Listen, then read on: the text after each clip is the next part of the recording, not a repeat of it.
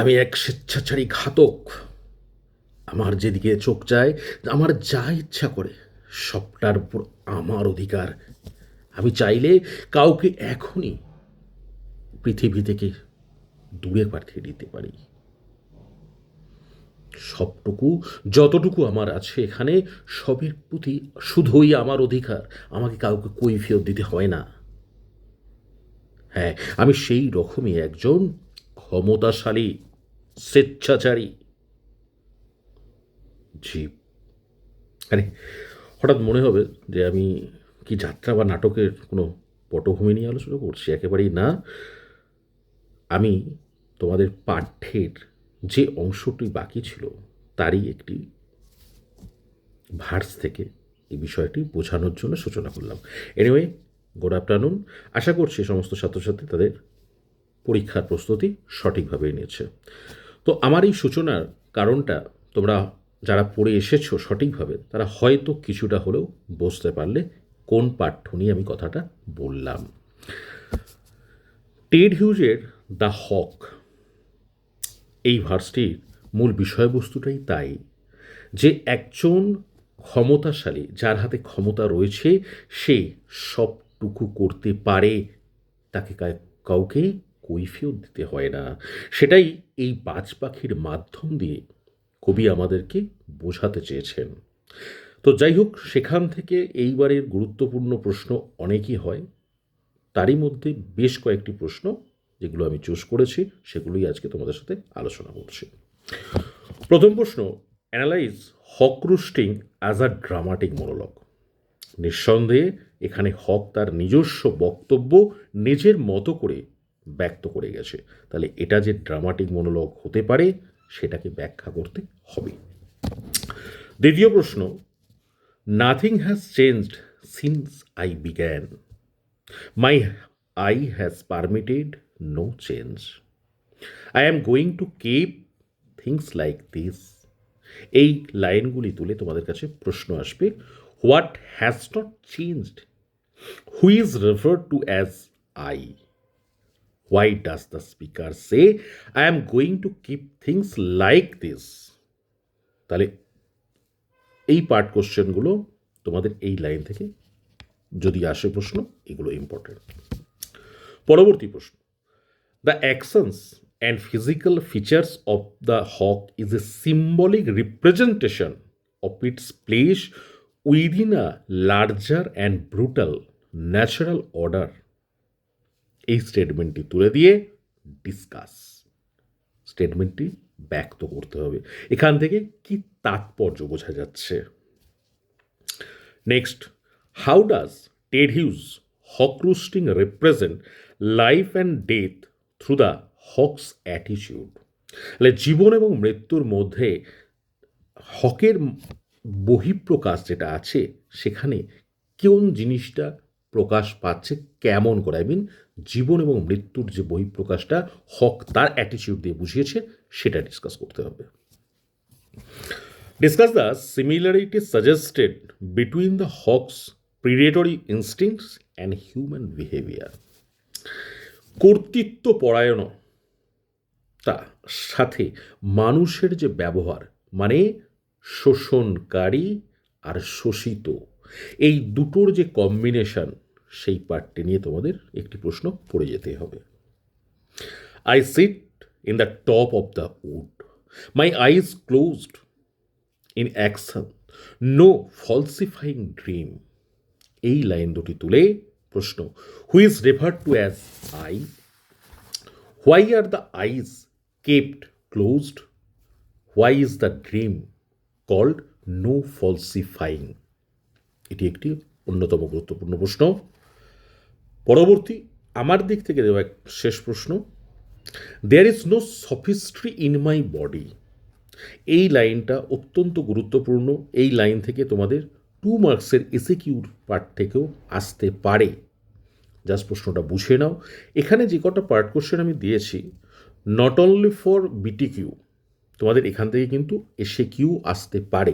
সেইভাবেই তোমাদেরকে পড়ে যেতে হবে, কারণ পার্ট কোশ্চেন মানে সেখানেতে নাম্বার ডিভিশন দেওয়া থাকে। তাহলে কোনো একটি লাইন তুলে পার্টিকুলারলি তার জাস্টিফিকেশন বা এই ধরনের 2 মার্কসের প্রশ্নের মধ্যেও কিন্তু পেয়ে যেতে পারো। যাই হোক, লাস্ট প্রশ্ন, how does this statement reflect the hawk's brutal frankness? What deeper idea does the poet be suggest through it? 3+3 এটা প্রশ্নটা থাকবে, তো এটাকেও কিন্তু কোনো একটি পার্ট 2 মার্কসের এসে কিন্তু আসলেও আসতে পারে। তো আপাতত এইগুলোই তোমাদের হক রুস্টিং থেকে দেখে যেতে হবে। মোটামুটিভাবে যদি এগুলো দেখে যাও, হোপফুলি এর মধ্যেই কমন পেয়ে যাবে। আজকে আরও একটি বিষয়, যেখানে প্রেম ভালোবাসা সেই সাহিত্য, আমার অত্যন্ত প্রিয় একজন লেখক, তারও একটা পাঠ্য তোমাদেরকে পড়তে হয়েছে, যিনি ছাড়া ইংরাজি সাহিত্যটাকে ঠিক বোঝা যায় না, সেই উইলিয়াম শেক্সপিয়রে তোমাদের সনেট নাম্বার 73 পড়তে হয়েছে। তো ওখানেও কবি কিভাবে ডিপিক্ট করেছেন যে যৌবন বার্ধক্য প্রকৃতির নিয়মে চলে যায়, কিন্তু ভালোবাসা রয়ে যায়। তো সেই ভালোবাসার নিয়েই কবিতাটি, ওনার 73তম সনেটটি তোমরা পড়ে এসেছো, প্রশ্ন হয়তো তৈরি করে নিয়েছো। তবে এখান থেকে যেগুলো গুরুত্বপূর্ণ প্রশ্ন, সেটাও আজকের এই ভিডিওর মধ্যে আমি বলে দিয়েছি।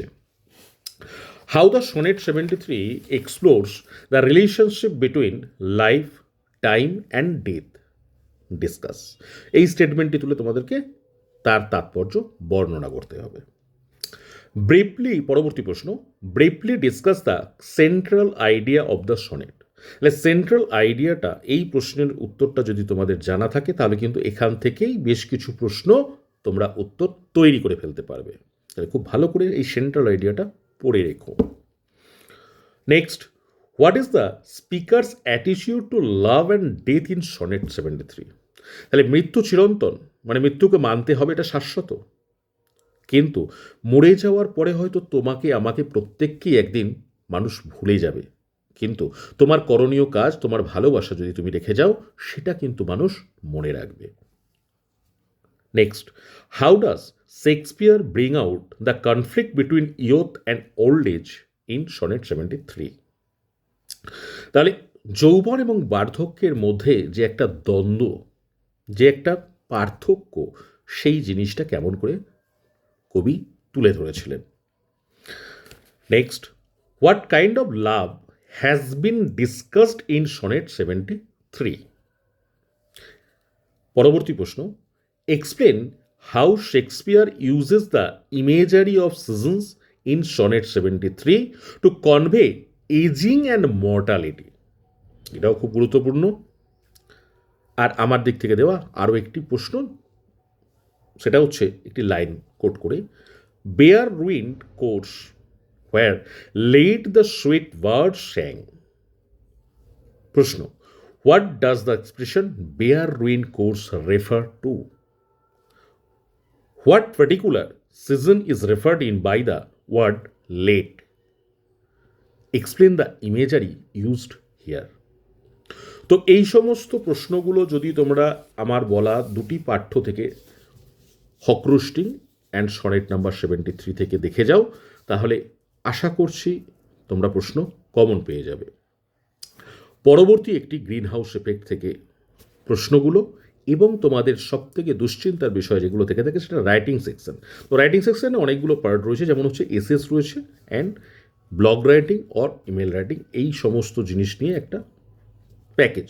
তাহলে তোমাদেরকে হয় এসএস করতে হবে অথবা ইমেল অ্যান্ড ব্লগ, এই দুটোই অ্যাটেন্ড করতে হবে।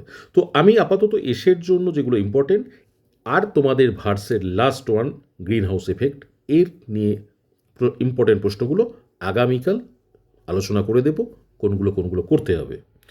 ততক্ষণ মন দিয়ে পড়াশোনাটা করো। আরও একটা কথা, যেটা বিগত ভিডিওগুলোতে আমি বলতে ভুলে গিয়েছিলাম, প্রতিটি ভিডিওর নিচেই কমেন্ট সেকশনে দেখতে পাবে আমার এই প্রশ্নগুলো লিঙ্ক দেওয়া রয়েছে, যেটা আমার ফেসবুক পেজে পোস্ট করা রয়েছে। তো সেখান থেকে ডিরেক্টলি দেখে নিতে পারবে, কারণ হয়তো অনেকে ভিডিওটা দেখে সম্পূর্ণ প্রশ্নটা মনে রাখতে পারবে না, তাই আমি তার ফটো কপিসটা যেখানে অ্যাটাচ আছে, তার লিঙ্কটাও কিন্তু এই ভিডিওর নিচে কমেন্ট বক্সে দিয়ে দিচ্ছি। ততক্ষণের জন্য ধন্যবাদ, ভালো থেকো প্রত্যেকে।